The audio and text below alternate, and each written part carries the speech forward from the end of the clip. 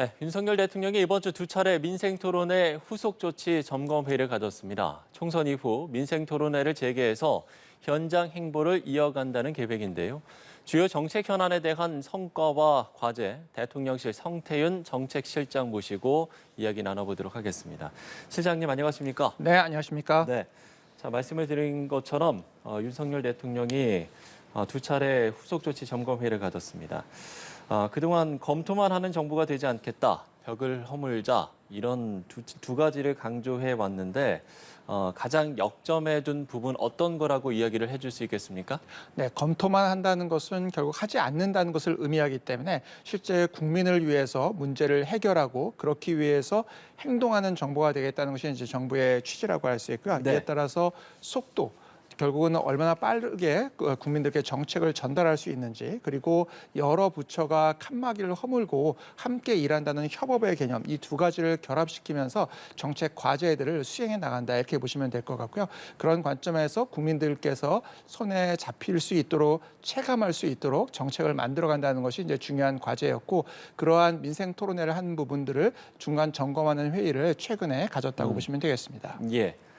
지난 1월부터 24차례 민생토론회가 이어졌고요. 어제 이제 경제 분야 점검 회의가 있었는데 특히나 결혼 페널티를 없애겠다, 이 내용이 좀 눈길을 끌었던 것 같습니다. 이게 구체적으로 어떤 변화가 생기는 겁니까? 네, 이렇게 보시면 좋겠습니다. 이제 여러 정책들, 과제들이 이어져 왔는데 이제 네. 그 과제를 또 점검하는 과정에서 추가적인 정책 과제가 발굴이 됐고요.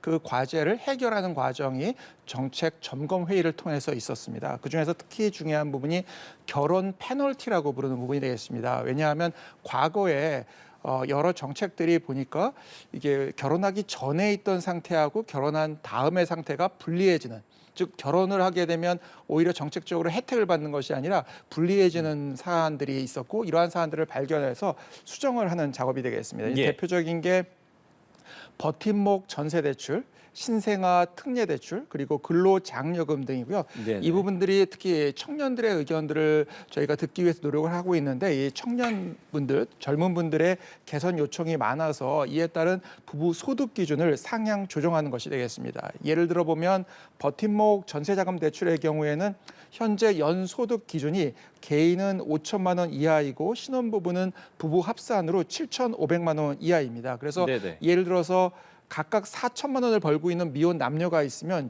이분들이 결혼하기 전에는 대출이 가능한데 결혼을 하고 나면은 대출을 합산이 못 되는, 받습니다. 네, 그렇습니다. 이런 불합리한 점을 개선하기 위해서 신혼부부의 소득 기준을 개인 5천만 원씩 된 부분을 합산한 1억 원으로 상향 조정을 했고요.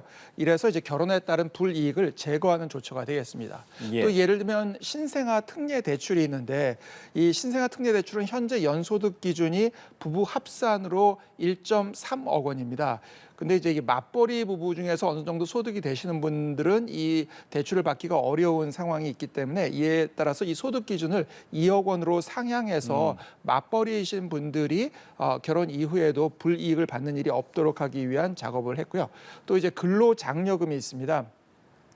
비록 이제 소득이 낮은 분들의 근로를 장려하고 소득을 지원하기 위한 그러한 제도인데, 현재 이것도 지급 대상 소득 요건 상한, 가장 이제 높게 받을 수 있는 부분이 현행에는 3,800만 원입니다. 근데 이제 이거를 단독 가구, 즉 맞벌이를 하지 않으시는 분들은 한 2,200만 원 되는데, 두 분이 합해졌을 때 결국 이제 2배에 해당되는 4,400만 원으로 상향 조정해서 맞벌이 하시는 분들 또는 결혼하신 분들이 결혼에 따른 불이익을 받지 않도록 하는 그러한 작업이 되겠습니다. 이제 다만 이제 근로장려금 같은 경우에는 세법 개정안을 통과시켜야 되기 때문에 이제 입법 사항으로 제출을 할 예정이 되겠습니다. 예. 그러니까 소득 기준을 상향해서 혜택을 받는 대상을 늘리겠다, 이제 이런 말씀이신 거지요? 네, 그렇습니다. 특히 이제 결혼에 따른 불이익이 발생하지 않도록, 이건 이제 텍스 이제 조세 이론에서 오랫동안 이제 나오던 문제입니다. 그래서 이걸 이제 흔히 영미권에서는 marriage penalty, 네, 즉 결혼에 따른 벌금이다라는 예, 예. 식으로 이제 이야기를 하고요. 그래서 이제 경제학계나 이런 데서는 이제 이런 부분들을 계속 제거하기 위한 여러 노력들을 해왔는데, 이런 노력을 우리 정책에도 직접 적용하는 부분이 되겠습니다. 예. 자, 경제 상황과 관련해서 물가 얘기를 안 나눌 수가 없을 것 같은데요. 긴급 가격 안정 대책을 비롯한 정부의 방침이 발표가 됐습니다. 효과를 발휘하고 있다고 보십니까? 일단 이제 전반적인 경제 상황에 대해서 말씀드리는 게 좋을 것 같습니다. 예. 이제 수출은 3월 수출이 전년 대비해서 한 3.1% 증가했고요. 6개월 연속해서 플러스를 보이고 있습니다. 그다음에 이제 무역 수지도 10개월 연속해서 흑자를 보이고 있어서 이제 전반적인 수출 여건은 상당히 좀 좋은 것으로 지금 판단이 되고요. 예. 또 고용은 2월 기준으로 해서 61.6%의 고용률을 보이고 있어서 아마 역대 2월 기준은 최고일 것 같습니다. 그래서 그리고 25개월 연속해서 최고 고용률인 상황이고요. 또 외국인 투자 같은 경우도 한 1분기 외국인 직접 투자가 한 70.5억 불, 그다음에 1분기 외국인 주식 순매수가 한 15조 원을 넘어서 역대 최대의 상황입니다. 예. 근데 이제 이런 전반적인 실물 경기에 관련되어 있는 지표들은 상당히 개선됐는데 이제 물가 부분은 소비자 물가 상승률이 한 3.1%를 보이고 있거든요. 이 사실 물가 수준 자체도 높다고 하긴 어렵습니다. 왜냐하면 이제 다른 국가들에 비해서는 상당히 양호한 편이고 특히 그 통화 정책과 관련되어 있는 전반적인 거시적인 물가 상황을 나타내는 이제 근원 물가 수준은 2.4%대로 가 있는 상황입니다. 그래서 예, 예. 이제 대부분 다른 국가들, 예를 들어서 이제 미국의 경우가 한 3.9%, 영국이 4.8%, EU가 3.5%, OECD 평균이 한 6.4% 됩니다. 그러니까 우리나라 사실 이제 전반적인 물가 상승은 그렇게 높지 않은 것으로, 그렇기 때문에 최근에 뭐 예를 들어서 금리를 올려야 되겠다 이런 이야기들이 이제 거의 나오지 않는 것이 이제 그렇습니다. 그럼에도 불구하고 개별 품목 가운데 일부 이제 높이 올라가는 품목들이 존재하는 건 사실입니다. 그래서 이제 이거는 전반적인 통화 정책으로 대응하기보다는 그건 부작용이 날 수 있기 때문에 개별 품목에 대한 지원이나 이제 정책을 통해서 대응하는 것이 필요하다고 보고요. 그래서 그런 해당되는 품목들은 이제 납품 단가를 조정한다든지 할인 지원을 한다든지 또 관련된 품목과 연계되어 있는 대체가 가능한 품목들을 수입하는 형태, 이제 이런 부분들 또 비슷한 품목들에서의 이제 공급이 가능한 다른 비슷한 품목들이 있거든요. 그런 부분들의 공급을 늘려서 전반적인 이제 가격 수준을 낮추는 이제 이런 작업들을 하는 게 필요하고, 그런 작업을 통해서 이제 어느 정도 안정화될 수 있는 것으로 보이긴 합니다. 예. 윤석열 대통령이 국무회의에서 농축산물 가격 안정자금을 무기한 투입하겠다 이렇게 약속을 하긴 했습니다만 사실 장바구니 물가가 쉽게 잡히지는 않을 거란 이런 우려는 계속해서 나오고 있지 않습니까? 이 부분은 어떻게 보십니까? 네, 이렇게 보시면 좋겠습니다. 전반적인 이제 물가 수준을 관리하는 데는 통화 정책이 제일 중요하고요. 네. 근데 이제 전반적인 물가 수준은 말씀드린 것처럼 어느 정도 다른 국가에 비해서 특히 안정화되어 있기 때문에 이제 개별 품목에 대한 문제가 있을 때는 이 개별 품목에 대해서 할인을 하든지 아니면 다른 대체 품목에 대한 지원을 해주는 것이 필요하고, 그렇기 위해서 사용하는 이제 재정 자금은 우리가 흔히 얘기하는 이제 돈을 푸는 개념하고는 좀 다른 개념입니다. 예. 그렇기 때문에 이제 그런 형태의 정책은 상당히 의미가 있다고 생각되고, 거기에 추가적으로 재정 자금을 사용하는 거는 물가 안정에 도움이 된다라고 볼 수 있기 때문에 이제 그런 상황에서는 충분히 앞으로도 이렇게 재정 지원을 이제 초점을 두고 하는 형태로 물가가 안정될 수 있다라고 국민들께서 생각하실 수 있도록 만들어드리는 작업이 중요하고, 그걸 통해서 형성되는 일종의 이제 인플레이션 기대를 좀 낮출 수 있는 작업이 있거든요. 예. 그래서 이런 부분들은 상당히 도움이 되는 것으로 판단할 수 있겠습니다. 예. 자, 고물가와 함께 고금리 역시도 국민의 부담을 키우는 부분 중에 하나가 아닐까 싶은데 금리 전망은 어떻게 하십니까?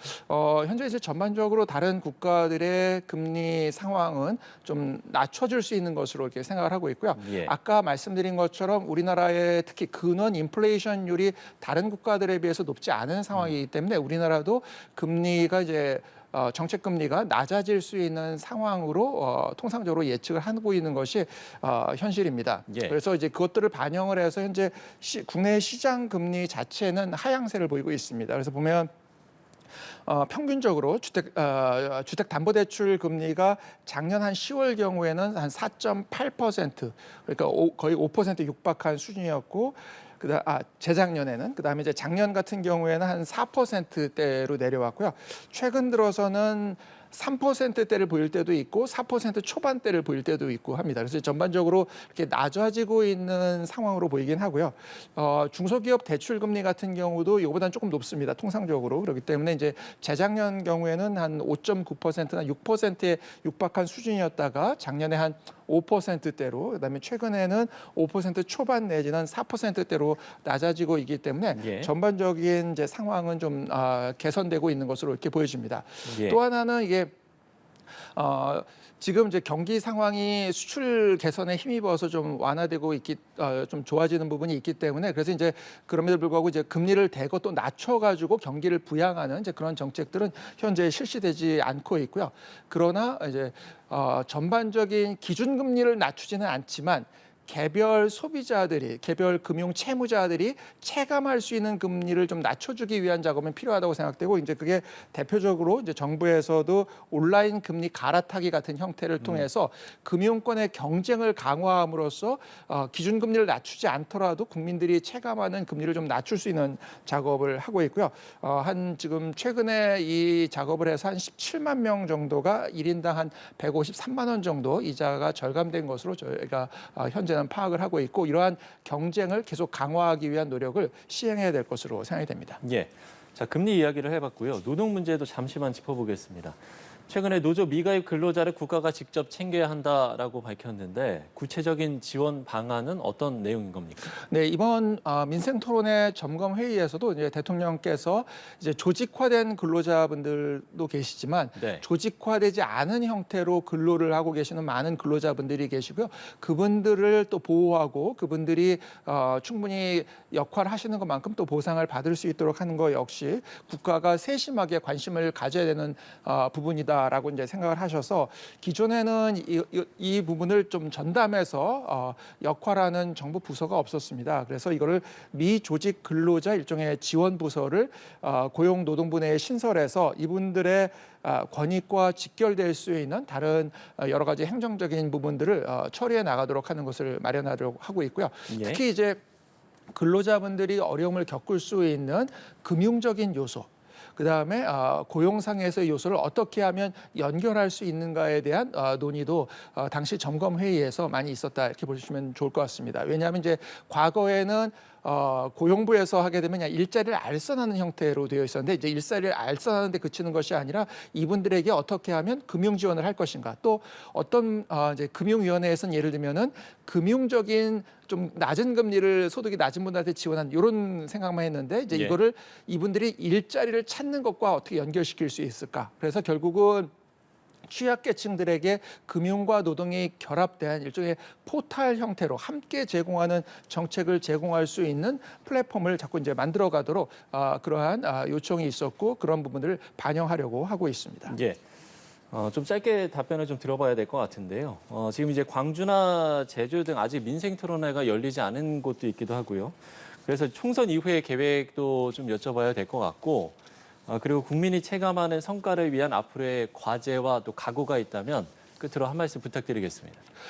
계속해서 이제 민생 토론회를 통해서 국민들께서 체감하시고 국민들에게 필요한 정책은 해 나가려고 하고 있고요. 예, 따라서 예. 이제 그러한 정책과 특히 연결되어 있는 부분이나 지역 또는 주제들을 찾아서 하려고 하고 있습니다. 그래서 이제 예를 들면 최근에도 전남에서 민생 토론회가 있었는데, 예를 들어서 중국 어구들이 불법으로 설치돼서 어민들이 상당한 어려움을 겪고 있었는데, 그것들을 신속하게 제거하는 작업들이 이제 최근에 이루어졌고요. 특히 예. 이제 그 과정에서 민생 토론회 자체는 전라남도에서 이루어졌지만 NLL 부분에서 있었던 이제 중국 어선들의 불법적인 행위에 대해서도 매우 단호하게 처리하는 작업들이 이루어지게 되었습니다. 그래서 결국은 어떤 정책이든지 간에 국민들께서 체감하실 수 있고, 그 체감을 통해서 전국적으로 또 확산돼 나갈 수 있는 정책들을 계속하려고 하고 있고, 이제 그러한 주제들이 계속해서 준비되고 있다, 이렇게 말씀드릴 수 있겠습니다. 예. 자, 끝으로 한 가지만 더 질문을 드리자면 저출생 문제도 주요 현안 중에 하나가 될 것 같습니다. 윤 대통령이 가장 애착을 갖고 있는 정책이 늘봄학교다, 이렇게 이야기를 했는데요. 글쎄요, 잘 정착될 거라고 보시는지 끝으로 한 말씀 네, 드리겠습니다. 늘봄 정책은 과거에 있었던 일종의 부모 돌봄, 네. 페런스 케어로부터 국가 돌봄 체계로의 전환이라고 할 수 있고요. 결국은 돌봄 자체가 또한 교육적인 의미를 함께 가질 수 있도록 일종의 그냥 어린이들을 모아놓는 것이 아니라 그 어린이들이 모인 과정을 통해서 교육이 함께 이루어질 수 있으면서 돌봄이 이루어지는 이러한 이제 국가 돌봄 체계를 강화하기 위한 노력이라고 할 수 있고요. 예. 그래서 이제 과거에 이제 있었던 이제 일종의 그냥 어린이들을 모아놓는 체계를 이제 완전히 전환한 것이라고 보시면 되겠고요. 초기에 일부 지방자치단체에서는 이렇게 참여가 높지 않았던 이제 지방교육청이 되겠죠. 참여가 높지 않았던 곳이 있었습니다. 이제 그런 곳들도 대거 참여하고 있고 최근에는 이 참여도가 매우 높아지고 있기 때문에 상당히 확산될 수 있는 것으로 보이고요. 아마도 우리나라의 돌봄 체계를 혁신적으로 개선하고 이것은 우리나라의 이제 저출생 문제를 해결해 나가는데도 획기적인 도움이 될 것으로 생각을 하고 있습니다. 예, 알겠습니다.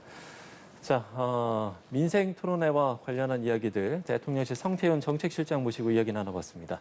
시장님 오늘 말씀 고맙습니다. 네, 감사합니다.